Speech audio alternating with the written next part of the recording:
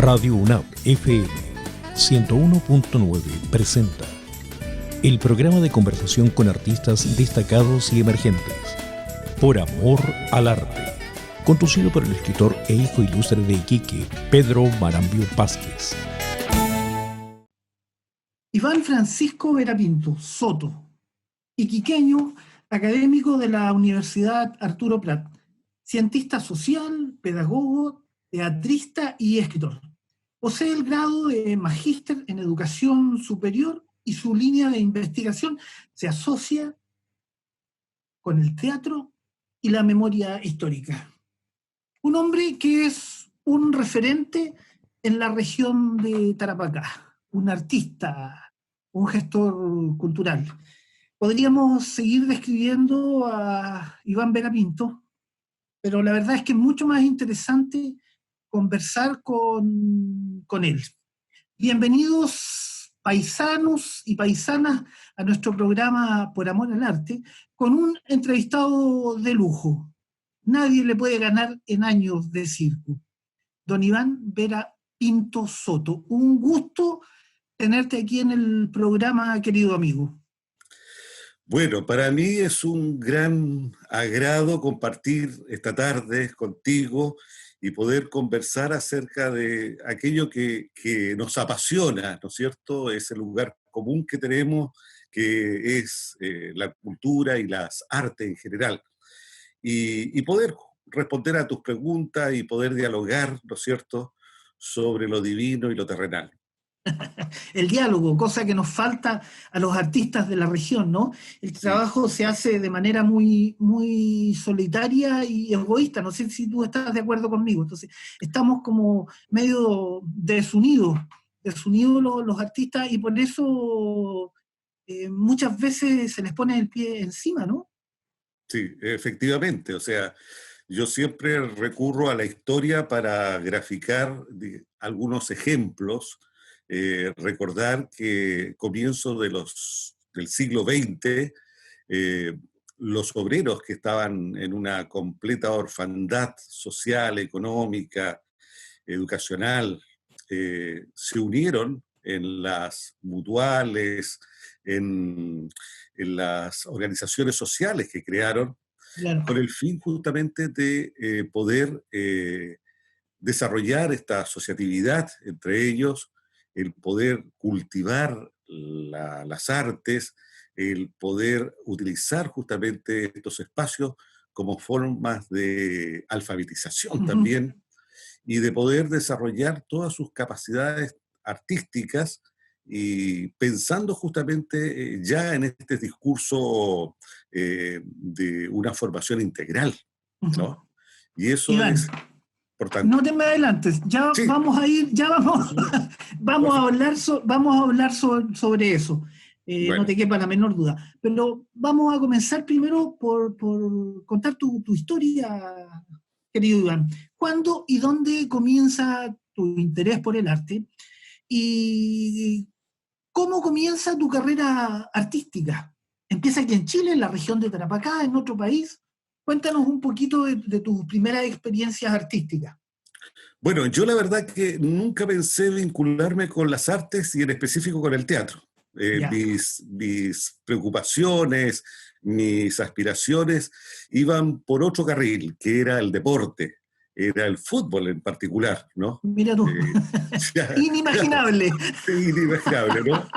Era jugador de fútbol, pertenecía a un equipo de la zona, ¿no es cierto? Iba a jugar todos los fines de semana a una cancha de tierra, y esa era mi aspiración, ser futbolista, ¿no? Eh, las cosas se dan así de manera fortuita, azarosa en la vida.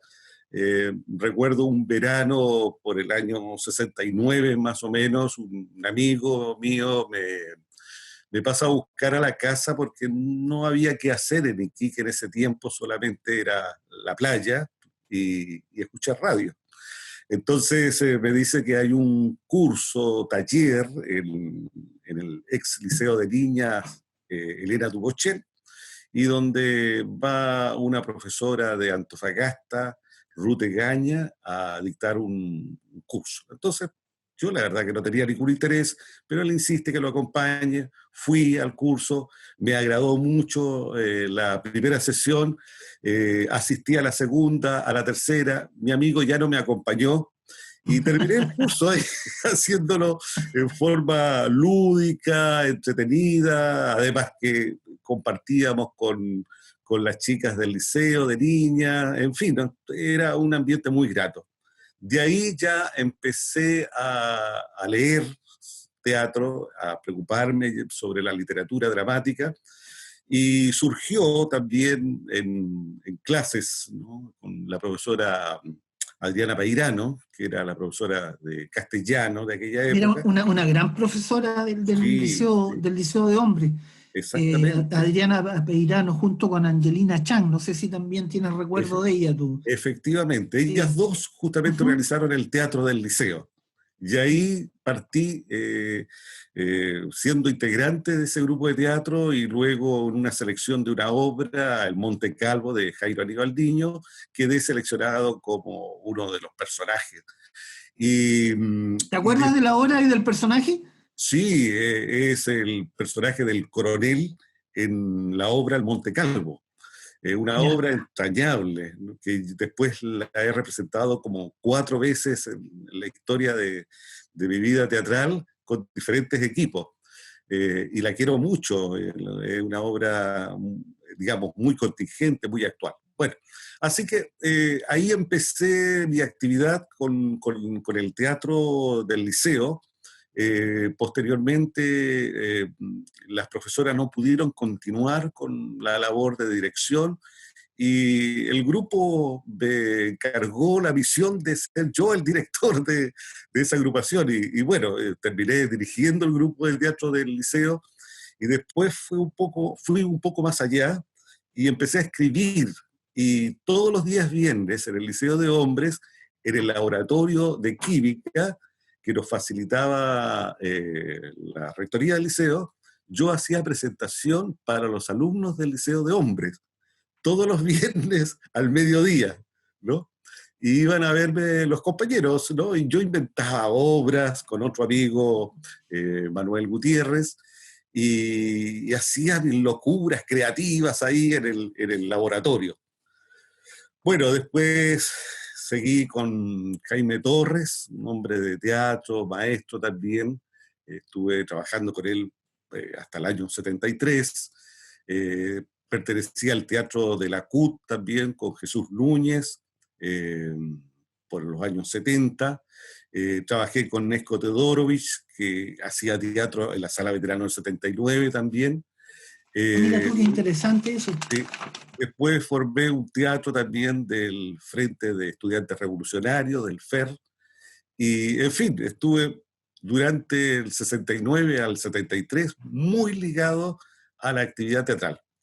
Posteriormente, el 73 salgo del país y me voy a estudiar a Perú, antropología social, y sigo haciendo teatro en la Universidad San Cristóbal de Huamanga. Me contratan allí y me quedé 6 años trabajando y estudiando en esa universidad.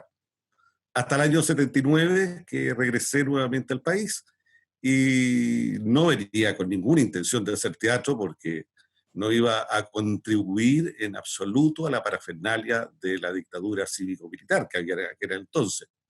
Me sumaba al apagón cultural, pero por cosas del destino y por necesidad laboral, ingreso a la sede Iquique de la Universidad de Chile, hoy Universidad Arturo Prat, y me hago cargo justamente de un curso de teatro, pero no para ser director del grupo.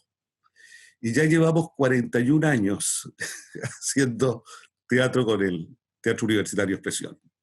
Mira qué interesante. ¿Quién podría negar tu trayectoria entonces, Iván Vera Pinto, ¿no? Pero hablemos un poco de ese tiempo y de la actividad actual. ¿Qué diferencia? Tú trabajaste en el Perú, también puedes incorporarlo, ¿no es Uh cierto? -huh. ¿Cuáles son las diferencias en la actividad cultural de ese entonces y en estos tiempos. ¿Qué crees tú? ¿Que estamos pasando por un receso cultural, que antes la actividad era mucho más potente, sobre todo en los colegios? ¿O crees que ahora se ha revitalizado la actividad cultural aquí, sobre todo en la región de Tarapacá, comparándola con lo que viviste en el Perú y también con el periodo de tu juventud? Claro. La verdad que son contextos sociales históricos absolutamente diferentes. A mí me tocó vivir el teatro dentro del gobierno de la Unidad Popular. Y tengo que reconocer de que en ese periodo hubo una democratización de la cultura y de las artes, ¿no? Y había la posibilidad de que el teatro en particular pudiese llegar a todos los sectores sociales, a todos los lugares donde el hombre vivía y trabajaba. Es más, los obreros también escribían, habían concursos Sin duda. de poesía, de narrativa, de teatro, y nosotros nos nutríamos justamente con lo que hacían los mismos trabajadores. Por lo demás, se exigía de que en ese momento, por las contingencias, el arte estuviera comprometido con las causas sociales.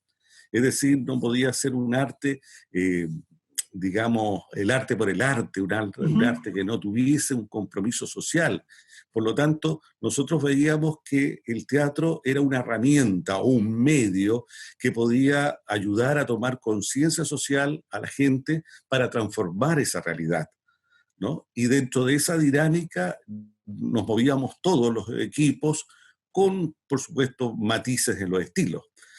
Bueno, una realidad parecida me tocó vivir justamente en el Perú porque estaba en una universidad, digamos, andina, y es una universidad también muy ligada a las luchas sociales, muy ligada a los movimientos campesinos, etcétera. Me tocó vivir una época muy dura también en el Perú, y también yo desarrollé allí un teatro que llamé teatro antropológico, que era justamente tomar aquellos recursos de la identidad de la zona para poder hablar sobre sus realidades y poder contribuir a un cambio de esa misma realidad. Entonces hacíamos un teatro, por ejemplo, bilingüe, ¿no? En Ya. donde habían historias, leyendas, la narrativa, digamos, andina, pero utilizando también el lenguaje quechua. Entonces, fue una experiencia bastante interesante porque trabajamos en las comunidades. Ahora, comparándolo con el presente, con Sí, sí, claro. esta realidad que tenemos, es absolutamente diferente porque eh, tengo que reconocer de que en el campo teatral Ujú. han habido una serie de cambios. Se ha ido profesionalizando, por un lado, los artistas, han también nuevas tendencias, hay nuevas propuestas artísticas, nuevas temáticas. Sin embargo, creo, de acuerdo a mi juicio, que se ha centrado mucho en la parte estética, en la parte estilística, en la parte, digamos, de la forma, y no así en los soportes ideológicos que sustentan todo trabajo artístico. O sea, yo no hago teatro por hacer teatro, ¿no? No hago teatro por el aplauso o porque digan, qué sé yo, que soy un buen actor o un buen dramaturgo. Tengo un papel social que cumplir. Y ese papel social significa el tomar, el nutrirme de aquellos elementos que representan a nuestra identidad, poder revalorarlo, resignificarlo, a veces reescribirlo para poder eh, generar algunos cambios en las capacidades perceptivas y receptivas del público. Y en la medida que eso se produce, entonces eh, creo que eso coadyuva a provocar ciertos cambios sociales que todos queremos que ocurran en nuestra sociedad. Ujú. Que tienen que ver con valores universales, que tienen que ver también con propósitos sociales de las mayorías. Entonces, ese sentido que yo, digamos, he heredado y que he ido cultivando con mi escritura también, es el que yo siento que a veces falta en las nuevas generaciones, ¿no? Sin, por supuesto, negar de que hay nuevas posturas también, Ujú, que hay ujú. nuevas propuestas que pueden servir de medio para poder plantear temas que son de fondo. ¿Mm? ¿Tú piensas que el arte entonces tiene que tener contenido social si no pierde su esencia? Es que es algo inherente, ¿no? Ujú. Digamos, el arte está vinculado con la polis, el arte está vinculado con el ágora. No es posible, digamos, crear nada si es que no nos sustentamos en una realidad, en una cultura determinada, ¿no? Nuestro imaginario personal cruza por una cultura que nos ha configurado, que nos ha moldeado, que nos ha diseñado nuestra manera de pensar y de sentir, ¿no? Los Ujú. iquiqueños tenemos una cultura particular, ¿no? Sí. Estamos influidos por una serie de vertientes culturales y por una historia, ¿no? Y por una memoria colectiva. Entonces, es inevitable que en forma implícita o explícita aparezcan en nuestros escritos, en nuestras realizaciones, esa impronta, ¿no? Ujú, Y eso no lo podemos negar. ujú. Es algo propio y es lo que nos da identidad, Sí, además. sí, sin duda. Querido amigo, cuéntenos usted, ¿cuál cree que es la situación del artista en Tarapacá? Antes de la pandemia y post pandemia. ¿Esto va a cambiar en algo el sentido del teatro o del arte en general, de la dramaturgia en nuestra región? Claro, el arte y la cultura en general no la podemos analizar si es que no la situamos en ciertos contextos y en ciertas estructuras sociales, económicas, políticas que vivimos. Creo que eso es determinante. Evidentemente que estas estructuras que vienen heredadas de muchos años, ¿no? Eh, que no han cambiado y que aún permanecen, han generado una serie de problemas, conflictos sociales, tensiones sociales, y que se ve reflejado justamente en el arte y además en la condición del artista. Cuando yo reviso la historia del teatro local eh, y las demandas del teatro local, son las mismas que hace un siglo atrás, los artistas también demandaban. Eh, Comparemos situaciones. Comienzo del siglo XX, el Estado no tenía ninguna preocupación sobre el tema artístico-cultural. Lo que existía era producido justamente por artistas extranjeros, ¿no? Por compañías extranjeras que eran financiados por los empresarios saniteros.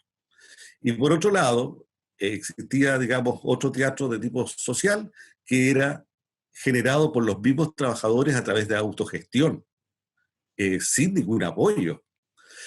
Esa es una constante que se da en toda la historia. La falta de espacios, que también es una demanda recurrente, ¿no? Eso estaba presente también hace un siglo atrás, pero con la salvedad de que antiguamente los artistas supieron aprovechar los espacios sindicales, gremiales, ¿no? Mutuales, etcétera, las iglesias, las capillas, ¿no? Para convertirlas en espacios escénicos y espacios, digamos, para todas las artes. Y eso, bueno, podríamos tomar ese ejemplo, ¿no? En tercer lugar, la precariedad en cuanto a la profesionalización del artista, ¿no? Seguimos en una condición de aficionado en el sentido de que no es remunerado la función que hace el artista actualmente. No es posible de que un artista, incluso con estudios, con grados académicos, perfeccionamiento, esté viviendo exclusivamente de fondos concursables. ¿no? Lo que opinaba yo con respecto a esto mismo de lo que estás hablando tú, yo creo que a mí me parecen bien los fondos concursables, pero me parece que en las regiones hay una élite, como tu caso, ¿no es cierto?, como otros casos de personas que llevan toda una vida haciendo arte, que no debieran estar dentro de estos fondos concursables. Personas como tú debieran tener acceso directo, apoyo directo, ¿no es cierto? No pasar por fondos, ¿no es cierto?, donde tú vas a competir con un chico que recién va empezando, con alguien que tiene muy poco, ¿no es cierto?, que ver en el ámbito de la cultura, ¿no es cierto? Me parece que esa es la gran falencia de estas nuevas estructuras, ¿no es cierto?, que hay personajes que para mí es poco digno que estén compitiendo con otra gente que realmente no suman no suman ni en talento ni en proyección. No sé qué opinas tú de eso. Bueno, Debiera haber, sí. debiera haber, ¿no es cierto?, fondos directos para las personas. O sea, tú, por ejemplo, ¿de cuántos años es tu trayectoria, Iván? O sea, tú presentas un proyecto y automáticamente el gobierno debiera auspiciártelo, porque ya llevas toda una vida. Correcto. Bueno, yo he sido uno de los más críticos de este sistema, digamos, cultural, ¿ah? Porque responde a una lógica de un Estado subsidiario, es decir, Claro. de dar, digamos, yo digo dádivas, ¿no? A los artistas para que puedan subsistir malamente. Y eso no es una política cultural, ¿no? Eso simplemente nos lleva al activismo cultural, es decir, hacer eventos por hacer eventos, nada más. Lo necesario, lo importante es tener programas, proyectos a mediano y largo plazo, y donde los maestros, la gente más experimentada, pueda tener una continuidad en sus trabajos y se puedan evaluar procesos y no eventos, procesos, ¿no es cierto?, de desarrollo en la literatura, en la música, en el folclore, en el teatro, etcétera. Y En la donde poesía. la poesía, por supuesto, Claro. todas las artes. Sí. Es importante porque eso no solamente da la posibilidad de un trabajo continuo, sino que podemos medir resultados e impactos de esos procesos. Si queremos pensar de manera seria en que la cultura puede ser una palanca de desarrollo de una región, ¿no?, tenemos que además ligarla con las otras políticas sociales que existen. No puede existir un ministerio de cultura divorciado de los otros ministerios y digamos, de una región. Hay que configurar una política regional, pero que esté asociado con las políticas sociales. Entonces, el paradigma, yo siempre he insistido, hay que cambiarlo, ¿no? No son los funcionarios, sino es el paradigma, el modelo. Sí, claro, sí, Y completamente de acuerdo.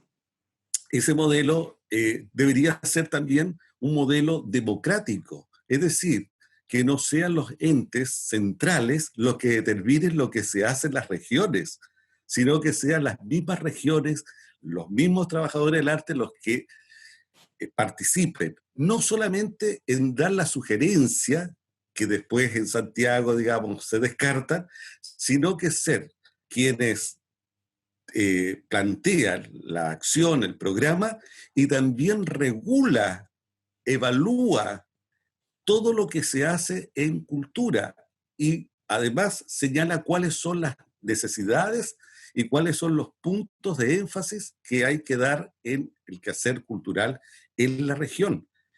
Esto no es un invento mío, esto se ha aplicado en otras realidades, en otras latitudes, con mucho éxito. Es decir, lo que nos falta es una democratización de la cultura, en donde los sujetos históricos, los pobladores, los vecinos, los trabajadores a través de sus organizaciones sindicales puedan participar. No es solamente, digamos, los ilustrados, sino que es toda la comunidad que determina entonces cuál es el programa que se va a hacer, cuáles son los recursos y determina cómo se distribuyen los recursos. Ujú. Es ¿Tú crees? decir, una participación activa, Sin democrática. ninguna, sin ninguna duda. ¿Tú Ese crees es que mi- que esto ha incidido un poco en la pérdida de identidad del norte, de la región de Tarapacá? Yo creo que Iquique es una de las ciudades con más potente identidad, pero ahora veo que se están perdiendo ciertas tradiciones, ¿no es cierto? Eh, Tú bien decías que los movimientos obreros aquí en el norte fueron vitales en el desarrollo del arte y de la cultura, ¿no es cierto? Pero todo eso se ha ido perdiendo porque ya el teatro no tiene contacto con las juntas de vecinos, con los colegios, o sea, no hay una política verdadera que incluya, ¿no es cierto?, a todas las entidades de la sociedad en avanzar culturalmente. ¿Y por qué te digo esto? Porque pensando un poco en esta ley que se crea, ¿no es cierto?, en educación, que el teatro debiera ser, ¿no es cierto?, una de las asignaturas eh, obligatorias. Y todo el mundo aplaudió, pero resulta que ¿quiénes hacen esta asignatura? Los profesores. Y algunos profesores no tienen ningún vínculo con el teatro, ninguno. O sea, ¿quiénes serían los realmente capacitados para hacerlo? Los actores, los directores de teatro. Y no fueron convocados a esta gran reforma que se hizo, ¿no? ¿Qué opinas tú de eso, Iván? Bueno, como siempre ocurre, digamos, las determinaciones se hacen a nivel de burócratas, ¿no? De gente que piensa por los demás y piensa de que eso es lo mejor que debe aplicarse en una región. Y lo cierto es que hay una serie de falencias con respecto a esa propuesta, puesto de que, en primer lugar, digamos, es importante poder determinar cuáles son los contenidos que se van a transmitir, por ejemplo, a través de estos programas. Yo creo que uno de los temas, pero para mí cruciales, es el tema que tiene que ver con la memoria histórica y tiene que ver con la identidad de la región. Ese debería ser justamente uno de los ejes de los contenidos que se transmite. No es posible que los estudiantes de ningún nivel tengan justamente una asignatura o por lo menos una parte del programa que esté dedicado a estos temas. No conoce sobre los movimientos sociales que han ocurrido acá en la región, no conoce sobre la literatura que existe, que es muy rica desde comienzo del siglo XX adelante, no conoce sobre temas de identidad, nada de eso. Entonces, eh, creo de que el primer paso es instalar justamente estas temáticas como obligatorias dentro de los currículums escolares.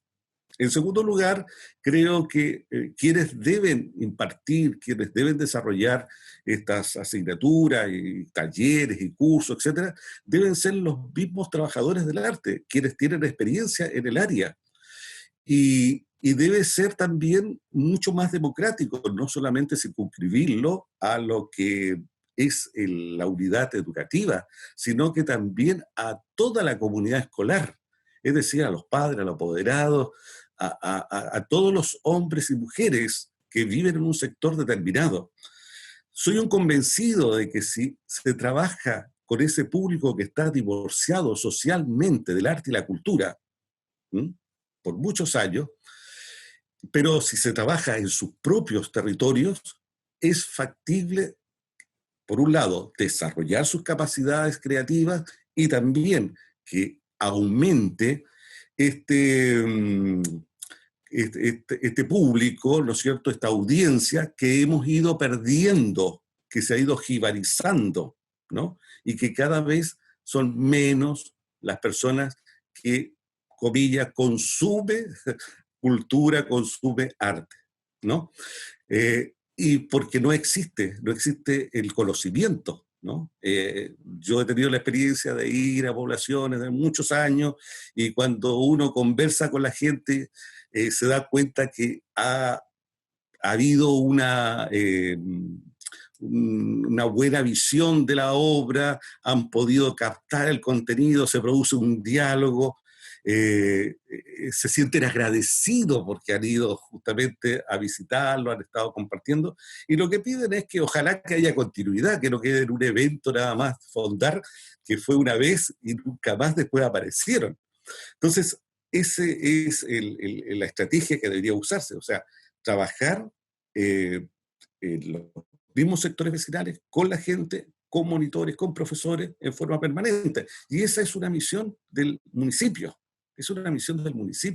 que debe justamente desarrollar esa línea cultural.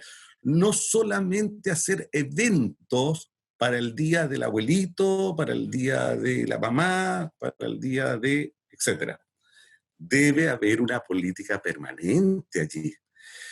Y por otro lado, es importante también la valoración social que se le dé a los hacedores, ¿no? A la gente que trabaja en este ámbito. Lamentablemente, y hay que reconocerlo, o sea, esta precariedad que estamos mostrando hoy en pandemia, no es más que una exteriorización de la precariedad que arrastramos históricamente. No es que estemos peor, sino que estamos igual. Ahora Igual sí, de peor. igual de peor, que si vale justamente esa expresión. Pero estamos viviendo solamente de las posibilidades de un proyecto, de las posibilidades de una contratación eventual, sin un proyecto de futuro, de desarrollo cultural regional mayor. No existe, por ejemplo, un centro integral que pueda unir todas las manifestaciones culturales. Yo he tenido la posibilidad de salir a otros países y he visto, por ejemplo, cómo los municipios se preocupan de generar espacios de centros culturales grandes, donde está la artesanía, donde está el teatro, donde está el cine, en fin, todas las manifestaciones. Y que además es un plus de la ciudad que despierta mucho interés en los turistas. Esa visión de futuro en lo cultural es lo que hace falta en nuestros dirigentes en general, y hace falta justamente en las entidades también educativas. No solamente hacer un programa de eventos para llenar una planilla y decir, bueno, ya hicimos esto. Cumplimos. ¿Ya? Claro.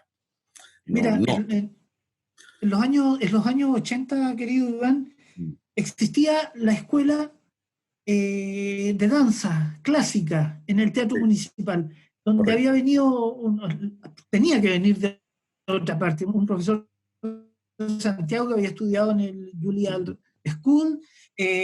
Estaba también el Centro Artístico de Educación Media, que aglutinaba a los jóvenes de enseñanza media, ¿no es cierto?, que tenían interés por el teatro.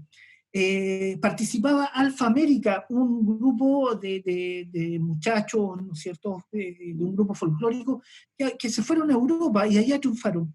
Existían todas estas posibilidades que desaparecieron con el tiempo. La escuela de ballet se esfumó porque no hubo interés de las autoridades en mantenerla. Se esfumó el Centro de Educación Artística, de Educación Media, porque no hubo interés, había un interés real de los estudiantes, pero no había interés de las autoridades en mantener, ¿no es cierto?, este tipo de actividades. Entonces, yo veo ahora, como tú bien decías, ¿qué sucede? Vamos de mal en peor.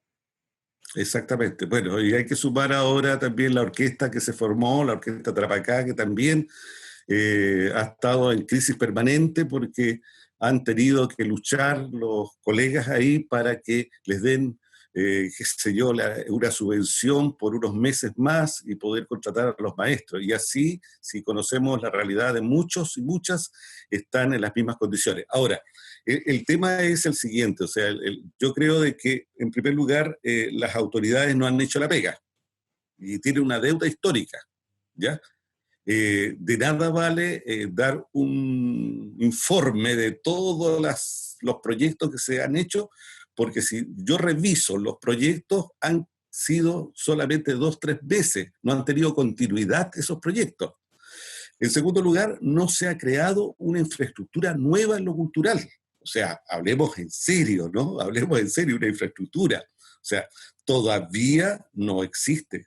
Tercer lugar, como tú lo dices, se ha ido jibarizando los espacios que existían. No tenemos una escuela de bellas artes en Iquique.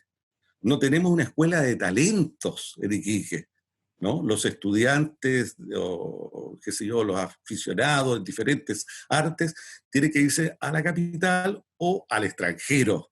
Pero acá no tenemos. No tenemos una escuela de teatro, ¿no? Que también ha sido una necesidad de muchos jóvenes. No tenemos un centro cultural integral. No tenemos un centro artesanal, ¿m? Donde puedan confluir todos los artesanos de la región. Es decir, nos falta mucho en materia de infraestructura, pero por sobre todo falta voluntad política, porque yo les aseguro que esto no es un problema de plata. No, señores, no es un problema de plata. Es nada más de voluntad política. Existen la posibilidad de convenios internacionales, existen organizaciones internacionales que pueden apoyar. Y yo he visto en otras realidades de países vecinos donde justamente los gobiernos europeos y de otras, las Naciones Unidas, la UNESCO, ha apoyado proyectos que son integrales, casas de cultura que están permanentemente apoyadas por instituciones extranjeras. Pero es voluntad política, es voluntad política. O sea, tenemos que recuperar aquellos espacios que se han perdido en el tiempo. Si no, necesitamos construir un elefante blanco, un edificio nuevo, así grande, ¿no? Que son millones y millones y que se va a demorar tanto como se ha demorado la restauración del Teatro Municipal, que es una vergüenza, ¿no? Simplemente poder recuperar los espacios sociales que están aquí. ¿Cuántas mutuales existen que podría llegar a Sí, claro. convenios con las directivas de esos centros para que se desarrollen allí actividades culturales, ¿no? Y que tienen además una historia, ¿no? Sí. Como, por citar, la Sociedad de Artesanos que está Sí, ahí sí. en la calle Ceja con Barros Arana, ¿no? Y si revisamos todas las antiguas mutuales de Señora, de Socorros Mutuos, etcétera, en todas vamos a encontrar un paraninfo y un escenario. ¿Cuántos Perfectamente. colegios tienen, Colegios tienen antiguos, teatros, no? claro, Y no claro, son ocupados, sino para exacto. las veladas de fin de año y todo. Pero ¿cuántos colegios tienen un escenario que también se podrían ocupar? Pero no, sin faltarle el respeto a los profesores, obviamente, que tienen una pega enorme, pero ¿cuántos artistas hay que podrían educar niños en cada una de las especialidades, ¿no? Mira, yo creo de que existe un contingente de trabajadores del arte que uno conoce, que tiene la experticia, que tiene Sin la ninguna experiencia duda. y que tiene la voluntad de poder llevar adelante estos proyectos que sean integrales, que sean a largo plazo y que tengan, digamos, resultados, impactos en la comunidad. Sí, Yo aplaudo los eventos a veces de cierta relevancia que se traen, que sé yo, financiados por la minera X o por el gobierno regional, etcétera, etcétera. Pero, ¿qué queda después del evento? es lo mismo ¿Algún, es lo mismo que me pregunto yo. claro, qué Y queda con- después de eso? ¿Hay algún convenio en donde se va a favorecer a los músicos locales para que vayan a estudiar o que traigan profesores aquí para que haya un perfeccionamiento? No queda nada, solamente es el momento. Entonces es muy efímero esa acción. Por ello de que es necesaria la instalación de instituciones educativas, formativas. sí, ¿Mm? sin ninguna duda, claro. Eso Para es. sentar un precedente. Querido amigo, mira, yo siento que yo he luchado, lo he dicho en montones de partes donde he ido, hablado sobre que nos hace falta un premio regional de arte, no solamente para los artistas, los actores, los escritores, sino que para todo el mundo que esté vinculado de algún u otro modo a la cultura. Algunas caras han sido de sorpresa, pero ¿cómo? O sea, ¿cómo? ¿Qué? ¿Por qué? No, un reconocimiento, me dijo alguien, no un premio regional de arte. Yo me pregunto por qué un reconocimiento y no un premio regional de arte, el premio regional de Tarapacá para el artista tanto por su dilatada trayectoria, por sus obras y todo eso. Y con respecto a esto mismo, a mí lo que me da mucha pena es que, por ejemplo, en este tiempo de la pandemia, me encuentro con un spot publicitario donde se insta a la gente, ¿no es cierto?, a seguir ciertas normas, a que se cuiden, pero con artistas de Santiago. O sea, no tenemos nosotros nuestros propios referentes como para que le digan a la gente, ¿no es cierto?, el caso tuyo, el caso de Ross Murray, Guillermo Jorquera, Guillermo Ward, ¿no es cierto?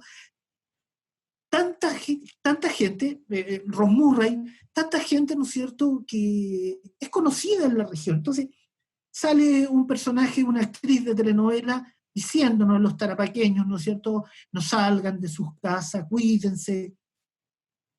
¿Cuál es el fin de eso? Yo veo el canal de acá de Iquique porque me reconozco en la gente, me reconozco en los paisajes, me reconozco en los temas, pero si a mí una actriz de Santiago, a la que le deben haber pagado, ¿cierto?, si me dice, Pedro, cuídate, por favor, yo no lo siento ni siquiera sincero. Uh-huh. Entonces, tenemos referente, la pregunta, tenemos referente, pero ¿para qué? Si no son respetados. Bueno, es lo que te decía hace un rato, o sea, es necesario el reconocimiento social. A veces eso vale más que muchas palabras, ¿no?, bonitas, y vale más que los aspectos económicos. Cuando el trabajador en general se siente estimado, se siente reconocido por su labor, apoyado, ¿no? Y nos falta esa afectividad, ¿no?, nuestra relación con los demás, y por parte de las autoridades, poder instalar justamente, yo comparto contigo, estos símbolos, ¿no es cierto?, que representen a la región, que representen un quehacer determinado, y que estimulen a las nuevas generaciones entonces a seguir desarrollando todas estas actividades. Me parece muy buena la idea. Y también me parece que es lógico de que cuando se hacen todo tipo de campaña y todo tipo de difusión de espectáculos, de actividades públicas, en primer lugar, démosle la preponderancia a los locales. Mira, te voy a contar una breve historia. En México es muy fuerte el sindicato de actores, ¿no? Es Sí, muy fuerte. O sea, sí. tú para presentarte en México, tú tienes que ir a pedir un permiso a el sindicato de actores para que tú puedas filmar cualquier cosa, puedas actuar, ¿no? En primer lugar, te exigen de que vaya, de todas maneras, un número mexicano, ¿no?, junto al número extranjero. No puede presentarse solo. En tercer lugar, además, tiene que seguirse a ciertos parámetros que el sindicato señala, y tienen que pagar además, ¿no?, por presentarse en México al sindicato. Es decir, hay como una protección del trabajador local, ¿no? Este es un trabajo, que se entienda que es un trabajo, y que la gente necesita también tener la posibilidad de no ir de telonero en el evento, ¿no?, que es muy feo, ¿no?, que para, digamos, llenar el espacio en un momento antes del show, sino que también darle la posibilidad a que pueda hacer su concierto, que pueda hacer qué sé yo, su presentación, y que tenga todo el aparataje técnico que requiere ese artista, ¿no? Aquí es habitual que la gente no pague por ir a ver los eventos culturales. Y cuando uno le cobra se enoja, ¿no? Porque dice, ¿cómo? Pues si esto tiene que ser gratis. Y está dispuesta así a pagar otros espectáculos frívolos que llegan a veces a la ciudad por Muy empresas. malos, muy malos, Claro. muy malos. Entonces, eso lo que hay que cambiar dentro de la mentalidad, no solamente de las autoridades, sino que también del público. O sea, para que prospere esta actividad, tiene que haber primero un compromiso del trabajador del arte por su trabajo. Segundo, un apoyo institucional, ¿no? Explícito ¿no? Y concreto, no en buenas palabras, concreto. Y tercero, un público que también quiera a sus trabajadores, quiera a sus artistas, ¿no? Le demuestre sus afectos. Y la mejor manera de mostrar el afecto es asistiendo a su espectáculo, Sí, claro, ¿no? sí. Difundiendo su espectáculo. Pero para ello hay que educar un público, porque Exactamente. si en los colegios, ¿no es cierto?, no se les educa, malamente vamos a tener un público que aprecie el trabajo de los artistas pequeños, ¿no? A mí no me gusta la expresión artistas locales, porque cuando viene alguien de Santiago dice los artistas chilenos, pero cuando somos de regiones somos los artistas locales. Cosa que me parece atroz, porque es como decir, ustedes son de un pequeñito nomás, son de un espacio reducido. Me molesta mucho el término local, digamos, porque no en sí somos artistas chilenos. Sí, claro. Trabajamos en la región, pero somos artistas chilenos. Exacto. Hablar de Iván Vera Pinto es hablar también del veteranos del 79 y del teatro expresión. O sea, uno menciona a veteranos del 79, inmediatamente lo asocia contigo. Si uno habla del teatro expresión, también lo asocia contigo. Siempre. Toda la comunidad. Sí. ¿Cómo nace este proyecto del teatro expresión? Ustedes han tenido obras memorables. ¿Y cómo nace esta inquietud de formar el teatro? ¿Por qué se llama teatro expresión? ¿Cómo llegaron a ese nombre? Bueno, la verdad es que, en primer lugar, yo me he criado en ese barrio. Yo nací en el Morro, en la frontera del Morro, mejor dicho, en San Martín con Aníbal Pinto, ¿no? Más pegado al puerto, ¿no? Y estudié en la Escuela 3, que quedaba frente al Veterano 79, que después estaba al lado de la Escuela Normal también, ¿no? Y desde niño he pasado mi tiempo en esa sala, ¿no? Conocí a Dusan Teodorovich, que tenía la orquesta de cámara. Por lo tanto, reconozco que es mi segunda casa, el Veterano 79. Es allí donde yo me encierro a crear y a veces cuando no estoy ensayando, estoy ahí también escribiendo o dialogando con los fantasmas, ¿no es cierto?, que hay ahí, conversando con Don Willy, que está en la sala. Willy Segarra. Y todas las energías de los veteranos del 79. Quiero mucho ese espacio porque allí nací teatralmente y allí también he pasado muchos años. Bueno, el proyecto nació, como te decía hace un rato, como un curso que yo iba a dar, pero con el compromiso que alguien continuara ese teatro, ¿no? Después, por las circunstancias, los mismos integrantes me dijeron, no, usted, profesor, tiene que seguir más con nosotros y hagamos una obra, porque siempre se parte así la creación de los grupos de teatro. Hagamos una obra. Y partimos con 2 obras, el último tren de Isidora Aguirre y una obra anónima, Castillos en el aire, una farsa. Y sin nada, ¿no? Ni siquiera teníamos presupuesto para montar la obra.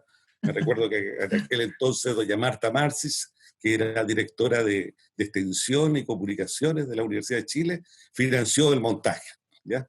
Ella dio plata para que hiciéramos artesanalmente unos reflectores de tarro de leche, ¿no? Y consiguiendo ampollitas por acá, en fin, llevamos adelante con mucho amor ese primer trabajo. Y bueno, después hemos pasado diferentes etapas. Vivimos el tiempo de la dictadura y el tiempo de la dictadura fue bastante fuerte. Sufrimos la censura continua. Había en la universidad una comisión de censura formada por algunos académicos que se prestaron para eso. y que revisaban las obras que teníamos que montar. Entonces llevábamos 3 propuestas, porque había que llevar 3 propuestas, y según el criterio de ellos, una de esas obras se podía montar. Y así empezábamos el trabajo. Habían obras que incluso que habían pasado por la revisión técnica y después fueron censuradas.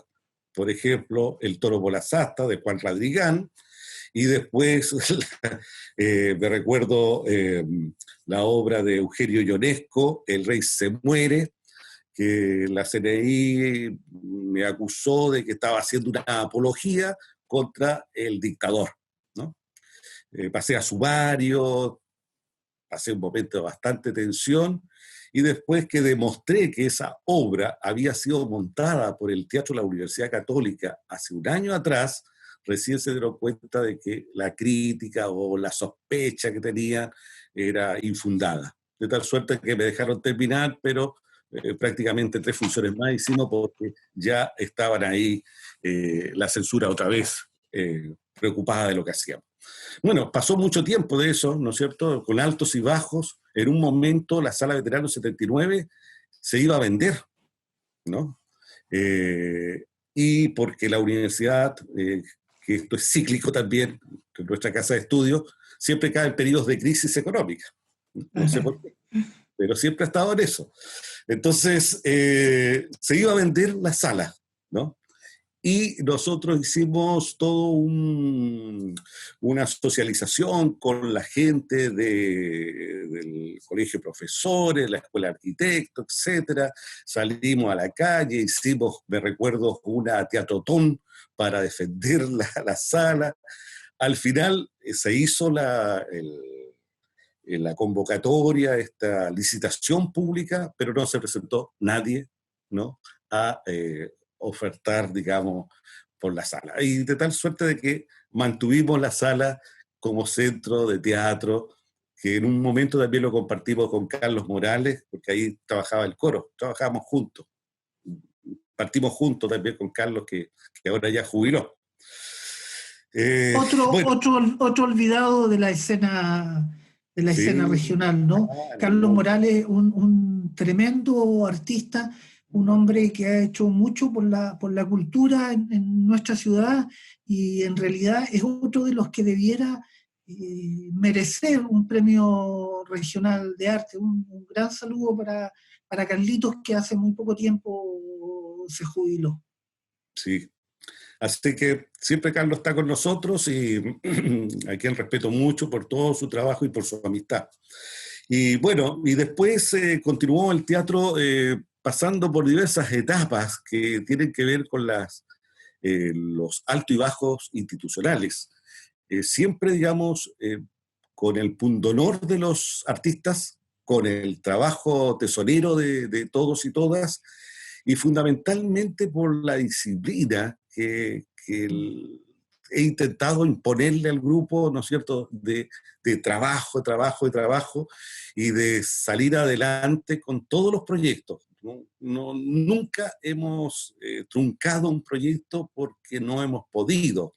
Siempre se ha impuesto esta pasión por llevar adelante el arte, porque en el fondo lo que he tratado de transmitir dentro de mis colaboradores, dentro de mis amigos, amigas, es que uno tiene una misión en la vida. Más allá que le gusta el teatro, la literatura, en fin, el canto, uno tiene una misión. Y la misión, en este caso la mía, es de poder dejar una huella cultural dentro de mi ciudad, donde nací, donde me he criado, y esa misión la voy a cumplir al pie de la letra hasta el final de mis días. Entonces, esa autosugestión que uno tiene, ¿no es cierto?, ese convencimiento que uno tiene, entusiasma, ¿no? Lo transmite a los demás, y a veces lo digo con mucha vehemencia, ¿no? Pero eso es lo que mueve a la gente, ¿no? Sí. Porque ve que hay un hombre ahí convencido de lo que piensa y lo que siente. Absolutamente. Y aunque a veces me ha costado, digamos, sanciones y porrazos, ¿no? Pero contra viento y marea, siempre he tratado de llevar el navío al mejor puerto. Y eso creo que es parte del temperamento y de la misión que he asumido, ¿no? Así que han habido muchos momentos y momentos muy gratos, muy gratos, obras, digamos, que siempre son entrañables, que dejan huella en el público y siempre la recuerdan, ¿no? Sin duda, sin duda. Y siempre hay anécdotas, historias de cada una de las obras, porque son como tus hijos, tus hijas, ¿no? Que las has visto crecer y desarrollarse y después toman vida propia algunas, ¿no? Y forman parte de tu historia. Sí, claro. Querido Iván, nos queda muy poco tiempo. Sí.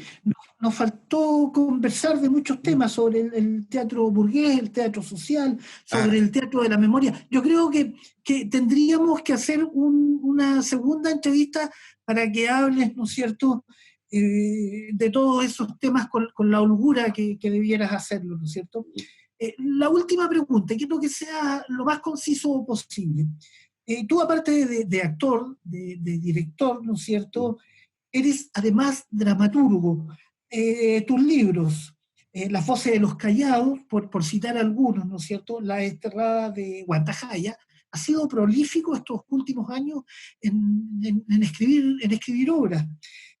Cuéntame un poco, someramente, de tu trabajo. ¿Cuál es el estilo y las temáticas de tus libros? Bueno, siendo breve, yo me he escrito a una corriente de teatro que se llama el Teatro de la Memoria. El Teatro de la Memoria lo que hace es rescatar, poner en valor, difundir aquellos hitos, personajes, acontecimientos, conflictos sociales, históricos que han ocurrido en una región o en un país. He partido escribiendo desde el año 2004, escribiendo ya en serio, ¿no? O sea, escribo todos los días ahora, ¿no? Y fundamentalmente mi preocupación ha sido el tema de la memoria, porque pienso de que vivimos en una región muy rica en cuanto a memoria histórica, y esa memoria histórica ha sido escamoteada, ¿no? Ha sido de verdad sepultada muchas veces por las letras oficiales. No se habla de ello, ¿no? Y mi labor fundamental es no la del historiador. Yo me autodenomino como un desenterrador, ¿no? Desentierro historias, a veces microhistorias, pasajes, fragmentos de la historia, y lo que hago es reescribirla.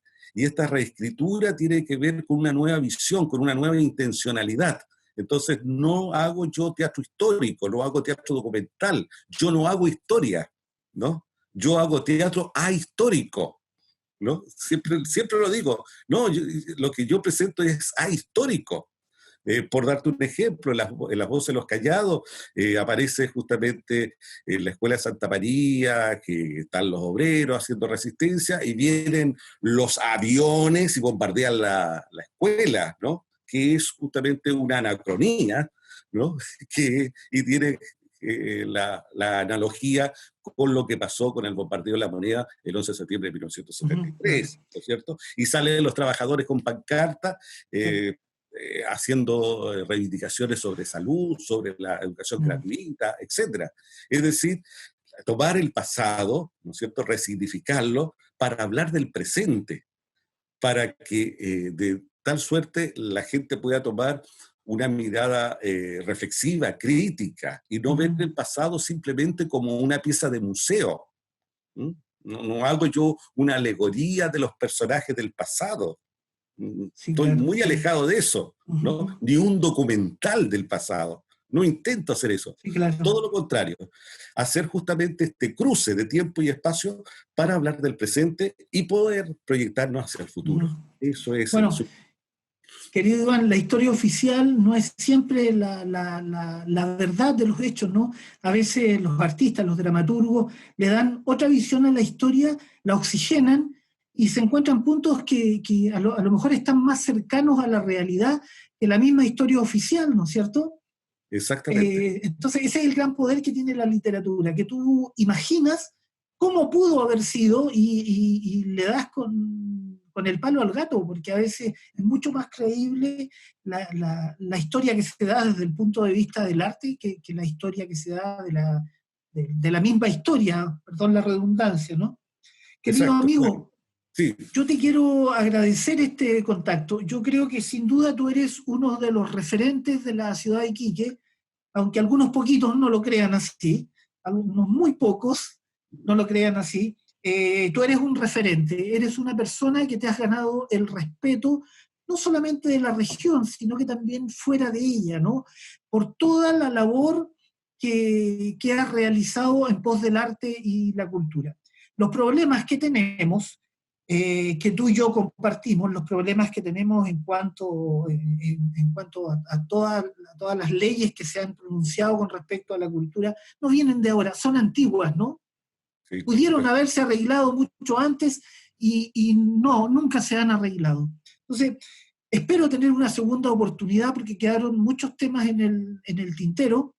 Yo te abrazo desde lejos, espero que sigas mostrándonos la realidad que el norte vive, que nos sigas enseñando, que nos sigas cultivando, que sigas actuando en tus obras también. Es interesante verte como director, además como actor y como boletero algunas veces. sí, hacemos de todo. Sí. Espero que alguna vez podamos celebrar tu premio regional de arte, porque detractores tenemos todos, algunos con razón y otros no. Yo te agradezco esta entrevista, creo que tenías que estar en este programa, que se llama Por Amor al Arte, justamente por eso, porque hay mucha gente que hace una tremenda labor y no le importa lo que gana o lo que cobra. Con ustedes, amigos de Por Amor al Arte, nos vemos la próxima semana con algún entrevistado tan interesante como nuestro querido Iván Vera Pinto Soto. Paisanas y paisanos, que estén muy bien y tengan una excelente semana. Adiós.